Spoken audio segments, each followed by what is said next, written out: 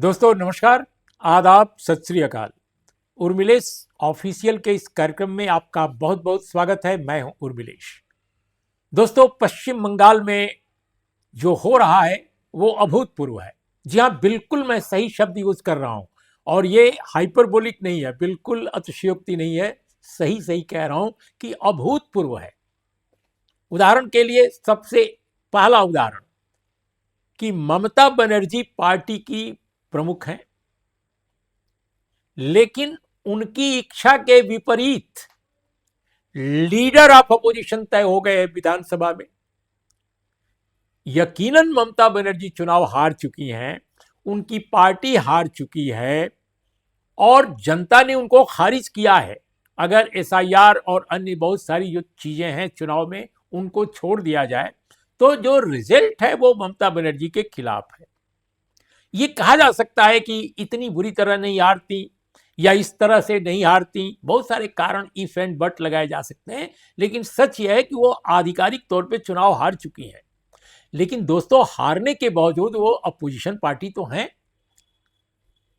लेकिन opposition party का दर्जा भी ऐसा लगता है कि उनका खत्म हो रहा है। यानी यानी चुनाव हार कर वो अपनी कुर्सी तो उनसे गई ही। ऐसा लगता है कि अपोजिशन की जगह भी उनके साथ उनसे छिन गई है। तो लीडर ऑफ अपोजिशन के तौर पे पश्चिम बंगाल विधानसभा में जो अध्यक्ष महोदय हैं, स्पीकर साहब हैं, उन्होंने जिन सज्जन को रिकॉग्नाइज किया है उनका नाम है रीता व्रता बनर्जी। रीता व्रता बनर्जी कभी भारत की कम्युनिस्ट पार्टी मार्क्सवादी के फायर ब्रांड लीडर हुआ करते थे और वो संसद में भी आए थे एक जमाने में। बताया जाता है कि बुद्धदेव भट्टाचार्य के जमाने में उनकी काफी मजबूत स्थिति पार्टी के अंदर थी। बहरहाल बहुत सारे कारणों से पार्टी से वो अलग हुए या अलग किए गए और इसके बाद वो धीरे धीरे टीएमसी की तरफ मुखातिब हुए, ममता बनर्जी की पार्टी में आए और इस बार जब वो विधायक बने हैं तो उनको लीडर ऑफ अपोजिशन का दर्जा मिला है रीता व्रता बनर्जी को। और 58 या 60 विधायकों का उनको सपोर्ट बताया जाता है। और आप जानते ही हैं कि टोटल जो एमएलए जीते हैं 60 ही जीते हैं, तो इसमें से 58 विधायक उनके पास बताए गए हैं। दूसरी बात कि शोभन चट्टोपाध्याय को ममता बनर्जी चाहती थी कि ये लीडर ऑफ अपोजिशन बने, लेकिन वो बन नहीं पाए क्योंकि रिकॉग्निशन उनको नहीं मिली। इनको रिकॉग्निशन मिल गई और पता चला है कि डिप्टी जो लीडर्स हैं उनको भी तय हो गए। अब इसमें क्या सच्चाई है, कैसे ये हुआ है, लीगैलिटी इसकी क्या है, कानूनी तौर पे विधि सम्मत है कि नहीं है, इस पर हम कोई टिप्पणी नहीं करेंगे। हम किसी जानकार से इस पर बात करेंगे जो पश्चिम बंगाल की राजनीति को बहुत अच्छी तरह समझते हैं। लेकिन उसके पहले एक बात जरूर मैं कहना चाहूंगा कि ममता बनर्जी के प्रति आपका नजरिया या मेरा नजरिया कुछ भी हो, लेकिन निश्चित रूप से कोई तो ऐसी बात थी जिसकी वजह से उनकी पार्टी में इतना विद्रोह हो रहा है। चुनाव हारे तो राहुल गांधी भी हैं, सोनिया गांधी भी हैं, पार्टी के तौर पे, लेकिन कांग्रेस में ऐसा तो नहीं होता। केरल में सीपीएम अभी हारी है, वहां भी ऐसा नहीं हो रहा है।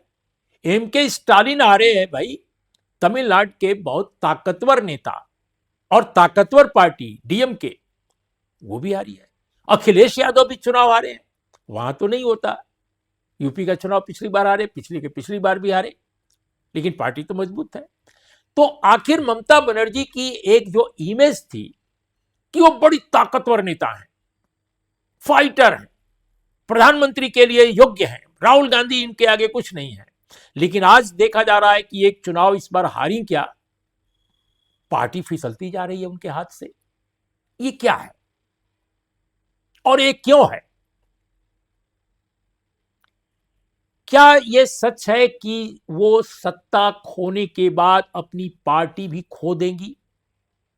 भाई, लीडर ऑफ अपोजिशन का अगर पद उनकी पार्टी के हाथ से निकल गया या उनकी पसंद के आदमी को लीडर ऑफ अपोजिशन नहीं बनने दिया गया, और जो अभी तक स्थिति है यही, कहा जा रहा है कि वो चुनौती इसको देंगी, मैं नहीं जानता क्या होगा। लेकिन आज की स्थिति यह है कि लीडर ऑफ अपोजिशन उनकी मर्जी का व्यक्ति नहीं बना, और लीडर ऑफ अपोजिशन जो बने हैं रीता बनर्जी, वो कह रहे हैं कि उनकी नेता तो ममता बनर्जी हैं। अभिषेक बनर्जी के प्रति सभी खारिज करते हैं उनको, लेकिन ममता बनर्जी को खारिज कोई नहीं कर रहा है, क्योंकि उनको लगता है कि ममता बनर्जी का नाम अगर लेकर खारिज करेंगे तो फिर पार्टी के वो नहीं रह पाएंगे, क्योंकि पार्टी के अध्यक्ष तो वो हैं। तो बहुत सारे पेंच फंसे हुए हैं। तो ऐसे में बातचीत करने के लिए मौजूद है हमारे साथ आज देश के बहुत जाने माने पत्रकार और पश्चिम बंगाल मामलों के खास तौर पे जानकार गौतम लाहिड़ी। गौतम लाहिड़ी, आपका बहुत बहुत स्वागत है हमारे इस कार्यक्रम में। धन्यवाद, आपको भी शुक्रिया, आपका दर्शकों को भी शुक्रिया। तो पश्चिम बंगाल के चुनाव के बाद पहली बार मुलाकात आपसे हो रही है और रूबरू हम लोग हैं, लेकिन पहला सवाल मेरा यही है कि क्या ममता बनर्जी सिर्फ सत्ता गंवाई नहीं है, बल्कि क्या विपक्ष भी गंवा दिया है, अपनी पार्टी भी गंवा दिया है? क्या आपको लग रहा है? देखिए, जो घटना घटी खास तौर पे काल से और आज तक, इसमें तो लगता है कि इतना जल्दी ये घटनावली घटेंगे ये तो हमें उम्मीद नहीं था। पहली बात तो यह है, इतना जल्दी जो एक स्क्रिप्ट के तरह हम जो देख रहे हैं, मतलब लगता है कि स्क्रिप्ट पहले से ही, इसका नाटक पहले ही रचा गया था। अभी इसका अभिनय चल रहा है, किरदार अपने अपने भूमिका निभा रहा है। क्यों क्यों बता रहा हूँ, क्योंकि अचानक जब ममता बनर्जी पहले चुनाव हारने के बाद जो पहले विधायक दल का बैठक बनाया, उस बैठक में तय किया गया, सब विधायक आए भी नहीं थे, फिर भी तय किया गया कि ममता बनर्जी को अधिकृत किया जा रहा है, विपक्षी नेता कौन होगा। उसके बाद एक चिट्ठी अभिषेक बनर्जी जो पार्टी का जनरल सेक्रेटरी, उन्होंने स्पीकर को लिखा कि हमारा पार्टी का फलाना शोभनदेव चटर्जी लीडर बनेंगे, बाकी डेप्यूटी लीडर और व्हीप बनेंगे, एक नाम दे दिया था। किसका नाम लेकिन लिया था? वो किसका नाम? नाम लीडर सबसे वरिष्ठ नेता शोभनदेव चट्टोपाध्याय, जो ओके। बलिगंज सेंटर से जीती है, अभी विधायक है। इसके अलावा 2 डेप्यूटी लीडर और एक व्हीप जो नॉर्मली लेजिस्लेचर पार्टी में होते हैं। लेकिन उसमें जो स्पीकर ने उसको एक्सेप्ट करने में मना कर दिया, इसलिए क्योंकि क्यों मना किया, मना नहीं किया, लेकिन वो लेटर था उनका बहुत दिनों से, पहले दिन से ही टीएमसी चाहते कि विधानसभा में जो विरोधी दल का जो कमरा है वो खोला जाए। उसके लिए टीएमसी ऑब्वियसली 80 विधायक का है, लेजिस्लेचर पार्टी का अपोजिशन स्टेटस उसको मिलना चाहिए, लेकिन स्पीकर ने कमरा खुला नहीं था। ये लोग लॉबी में ही बैठे रहे 4 तारीख के बाद से, जब तक इसका वोट हो गया था, मतलब विधायक के रूप। उसी दिन अचानक देखा गया कि जो कृष्णव्रत बनर्जी टीएमसी का जो विधायक है और उलूबेड़िया से, उसको दिल्ली में पाया गया। दिल्ली में पाया, वो बैठक में नहीं गए थे, दिल्ली में पाया गया। अचानक बंग भवन में शुभेंदु अधिकारी की चीफ मिनिस्टर वो भी आए थे किसी दूसरे काम से, कैबिनेट बनाने, मुलाकात हो गई। अब चर्चा है कि उनके साथ अमित शाह का मुलाकात हुआ कि नहीं हुआ पता नहीं है मुझे, लेकिन उन्होंने कहा कि नहीं, मैं राज्यसभा का सांसद था, उसका मकान मैं छोड़ने आया था। इतना दिन बाद क्यों छोड़ने आया था विधायक? इसलिए कि नहीं तो हमको मार्केट रेट में किराया देना पड़ रहा था, इसलिए हम छोड़ने के लिए आए दिल्ली, और कोई कारण नहीं था। लेकिन मुझे लग रहा है उसके बाद अचानक स्पीकर के पास, यही ऋतम ब्रतो और एक विधायक, दोनों ने स्पीकर का पास शिकायत किया कि जो टीएमसी की तरफ से जो चिट्ठी जमा हुआ है उसमें फर्जी सिग्नेचर है। सारे विधायक नहीं थे, लेकिन उनको सिग्नेचर है। लेकिन ये पार्टी के अंदर ना बोल के ऋतम ब्रतो क्यों स्पीकर को बताया? ये थोड़ा सा अजीब लग रहा है ना। अगर लगता है कि मैंने साइन नहीं किया हो तो मैं पार्टी को बोलेंगे ना, स्पीकर के पास क्यों जा रहा है बोलने की, ताकि स्पीकर उस चिट्ठी को मान्यता ना दे।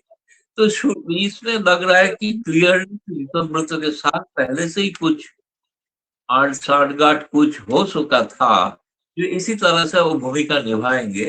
क्योंकि मेरा पहला सवाल तो ये था ऋतव्रत के पास कि भाई आप पार्टी के नाम बोल के स्पीकर के पास क्यों शिकायत? बोले नहीं, अन्याय हो रहा था, इसलिए मैं स्पीकर के पास गया था।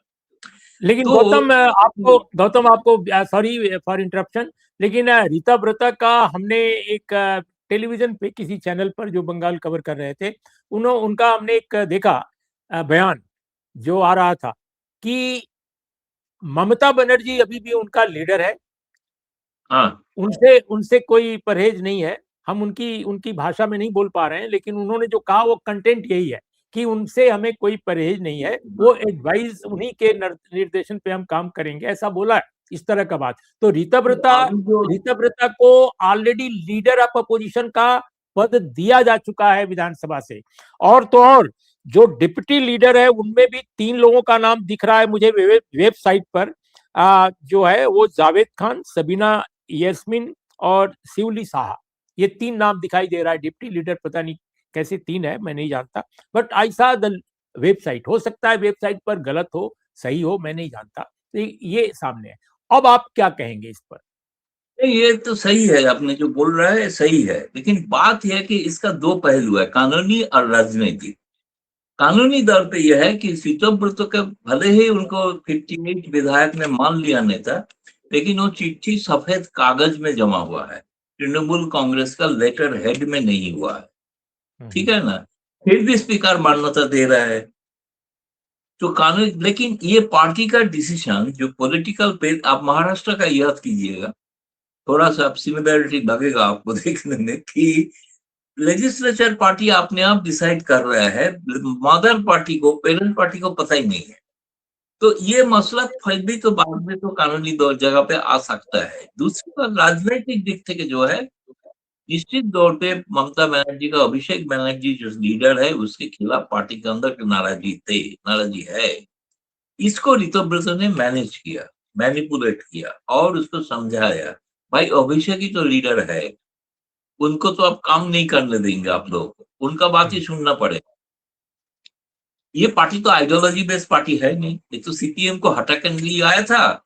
जिस दिन सिंगुर नंदीग्राम किया था मूवमेंट, आपको पता होगा, राजनाथ सिंह जाके मंच पे धरना दिए, धरने में बैठे थे ममता के साथ, माओइस्ट साथ में था, बीजेपी साथ में था, ममता बनर्जी भी साथ में था, साथ में भारत कुछ सिविल सोसाइटी का लोग भी थे। तो ये जो मूवमेंट है जिससे ममता बनर्जी हुए, जिसको कहते थे तब सीपीएम, एक महागठबंधन बनाया, भाजपा, माओइस्ट और सिविल सोसाइटी और ममता बनर्जी, कांग्रेस का नाराजी लोग से। तो वो जगह से जैसे पार्टी आज इस तरह का आया है, इतना दूर आया है, उसके बाद देखिए भाजपा बहुत ही यूज किया था सिर्फ कम्युनिस्ट को हटाने के लिए, उनका लक्ष्य था कम्युनिस्ट कैसे जाए। ये लक्ष्य पूर्ण हो गया ममता बनर्जी से। इसके बाद से कोशिश कर रहे हैं कभी और बंगाल कैसे कब्जा करें। तो ममता बनर्जी कभी ना कभी जाएंगे। मुझे नहीं लग रहा था, सच मैं स्वीकार करूं कि इस चुनाव में जाएंगे ममता जी, इतना मुझे नहीं लग रहा था। कम होगा, लड़ाई कठिन है, रोज होगा, जो हुआ हुआ वो एनालिसिस बात की बात है, वो अभी करने का जो हुआ है अभी, ये एक, मैं लगता है कानूनी, मैं कुछ संविधान एक्सपर्ट से बात किया हूं, उन्होंने कहा ऐसे नहीं होता है कोई पार्टी स्प्लिट, पार्टी का स्प्लिट नहीं हुआ है, इसीलिए वो ममता बनर्जी का नाम दे रहा है कि ममता बनर्जी हमारा अभी भी मेन लीडर है। एडवाइजर रहेगी। तो उन लोग कहा कि ममता बनर्जी हमारा लीडर भी है, ये भी कहा। ममता बनर्जी को साथ इसलिए रख रहा है ताकि स्पीकर को लगे जो पेरेंट पार्टी का इसमें इजाजत है, लेकिन इजाजत तो है नहीं, कि ममता बनर्जी तो इसको मानेंगे नहीं। लेकिन खास जो हकीकत यह है, बात यह है कि पार्टी टूटा है, इसको तो मानना या ही पड़ेगा, जिस तरीके से है पार्टी टूटा है। ज्यादातर लोग बागी है, 2/3 मान के चलिए, क्योंकि उसमें अभी अभी एक प्रवक्ता ने बताया, हमारा चिट्ठी में जिनका सिग्नेचर है उनका चिट्ठी में भी उनका सिग्नेचर है। तो ये तो कानूनी तौर पर देख, स्पीकर देखा नहीं, ये तो अगर अदालत में जाए, और अदालत में तो आजकल मुझे पता नहीं आपको कितना भरोसा है, मेरे से ज्यादा भरोसा नहीं है मतलब। लेकिन आप ये बताइए कि क्या इसका प्रभाव पार्लियामेंट्री पार्टी पर भी पड़ेगा? क्या लोकसभा में, राज्यसभा में जो लोग हैं मुझे लग उन रहा पर है, असर पड़ हाँ, सकता है क्या? क्योंकि आपने जिस तरह का से कुछ लोगों का, जैसे ममता बनर्जी कुछ लोगों को पार्टी में लाया है, सांसद बनाया है, वो ग्रास रूट लेवल लीडर रही है। कुछ टालीगंज का कुछ एक्टर एक्ट्रेस ये था, उसके साथ कुछ सिविल सोसाइटी का लोग भी थे, दूसरा पार्टी से भी लोग थे। इनमें से जो कुछ लोगों का बयान अभी से ही सुन रहा हूँ, कुछ लोग बोला कि आप राजनीति नहीं करेंगे, कुछ लोग बोल रहे हैं करेंगे तो इस टर्म तक करेंगे, इस टर्म खत्म होने के बाद नहीं करेंगे और राजनीति हम फिल्म लाइन में फिर दोबारा चले जाएंगे। जो लोग बचे कुछ लोग हैं, इसमें बुजुर्ग जो सीनियर लोग हैं, उनका भी उम्र, मुझे नहीं लग रहा है कि उनको जाने का कोई इच्छा होगा नहीं होगा। ये जितना टर्म है इतना टर्म वो निभा लेंगे, 29 तक रहेंगे। अगर रहना है तो उसके पहले भी छोड़ सकते हैं, जैसे आम आदमी पार्टी का हाल हुआ है, ऐसे हर टीएमसी को हो सकता है। मैं इधर नकार नहीं सकता हूँ, क्योंकि आपके पास कोई आइडियोलॉजी नहीं है। आइडियोलॉजी एक ही है, सत्ता में आना, सत्ता आना, सत्ता खोना, ये दोनों आइडियोलॉजी का लड़ाई है। इसमें देश गठन जो भी है वो बोलने के लिए बोलता है, मैनिफेस्टो बना है, सब कुछ सही है। बट बात यह है कि ये होना था तो इतना जल्दी होगा मैंने सोचा नहीं था, ये बात सही है। लेकिन होना ही था, पार्लियामेंट्री पार्टी में भी असर होगा। आपने जो कहा, तृणमूल कांग्रेस, मुझे लग रहा है कि जैसे जिस दिन ममता बनर्जी शुरू किया था, इस बार उसी जगह पे वो पहुंच गए हैं। उसी से फिर दोबारा, ममता बनर्जी एक फाइटर है, वो छोड़ेंगे नहीं। उसका अगर शरीर उसका इजाजत देते हैं तो वो सड़क पे ही रहेंगे, सड़क पे ही रहेंगे। उस टाइम लड़ाई में भाजपा समर्थन किया था, हो सकता है कि इस बार कांग्रेस उसको समर्थन करे, लेकिन कांग्रेस को सहारा लेके ही वो सत्ता में आए थे, लेकिन वो कांग्रेस को ही भूल गए थे। 2009 में 11 में जो आए थे चुनाव के बाद, चुनाव में जीता, कांग्रेस उसको साथ दिया था, क्योंकि या वामपंथी यूपीए ने समर्थन हटा दिया था। इसके कारण ही ममता बनर्जी कांग्रेस ने एक साथ मिलकर लड़ा। पहले 9 विधायक सांसद हुआ, उसके बाद 19 हुआ, उसके बाद सत्ता हासिल कर दिया। शायद वही दिन, वही हिस्ट्री आप देखेंगे दोबारा, क्योंकि अभी दिल्ली में आ रहा है ममता बनर्जी और अभिषेक। इंडिया गठबंधन का कोई मीटिंग बुलाया गया है जिसमें वो लोग सब भाग लेंगे। देखते हैं क्या रणनीति तय होता है। बिल्कुल संक्षेप में आखिरी सवाल कि जो आप अभी बोल रहे हैं वही मैं सवाल पूछ रहा हूं कि क्या आपको लगता है कि ममता बनर्जी की पार्टी इतने सारे सेटबैक के बाद, चुनाव हार की बात अलग है, ये जो पार्टी में फूट हो रही है, क्या इसके बाद भी बचेगी? नंबर एक। नंबर दो, उससे जुड़ा सवाल है कि क्या बचने का एक उपाय है? क्योंकि ये ममता बनर्जी 2011 की नहीं है, 2026 की है। उनका उम्र भी है और उनका स्वास्थ्य, जैसा आपने बोला, वो भी समस्या है। तो वो पहले जैसा फाइटर होने के बाद भी फाइट उस तरह से नहीं कर सकती है सड़क पर। तो ऐसी स्थिति में क्या आपको लगता है कि फिर कांग्रेस में वापसी का एक रास्ता बन सकता है ममता बनर्जी का? देखिए, अभी फिलहाल जो ममता बनर्जी का पार्टी का जो एंटी इनकम्बेंसी है, जो उसको दिखाई दिया, चुनाव मैनिपुलेशन छोड़ के एंटी इनकम्बेंसी को भी दिखाई दिया है। उसका पार्टी का जो भ्रष्टाचार, जिसके खिलाफ वो कार्रवाई नहीं किया, तुरंत ममता बनर्जी, तुरंत तो नहीं, अगला दिन, कितना दिन बाद वो पता नहीं, लेकिन उसका पार्टी का बाकी लोगों के लिए नेचुरल जगह है, जो बचे कुछ है, नेचुरल जगह है कांग्रेस, ये बात सही है। लेकिन ममता बनर्जी को तुरंत कांग्रेस में वापसी इसलिए नहीं हो सकता कि लोकल लेवल पे जो एंटी इनकम्बेंसी अभी भी है, ममता बनर्जी के खिलाफ भी है, वो कांग्रेस के लिए अभी संभव नहीं। नेशनल लेवल पॉलिटिक्स के लिए कांग्रेस उसको साथ ला सकते हैं, स्टेट लेवल पे पॉलिटिक्स में साथ होना मुझे अभी भी डाउट लग रहा है। इतना जल्दी कुछ नहीं होगा, लगेगा, समय लगेगा। हो सकता है कि अगला लोकसभा चुनाव में हो, ये हो सकता है। ओके, शुक्रिया, शुक्रिया गौतम, बहुत बहुत धन्यवाद आपका हमारे इस कार्यक्रम में शामिल होने के लिए। तो दोस्तों, आपको कैसा लगा हमारा ये कार्यक्रम, जरूर बताइएगा। नमस्कार।